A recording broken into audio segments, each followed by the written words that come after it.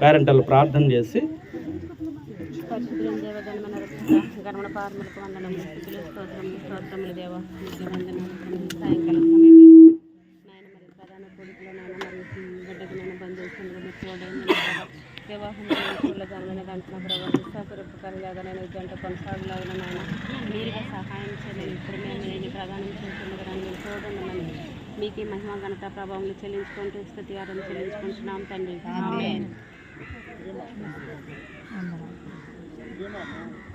కూర్చోండి.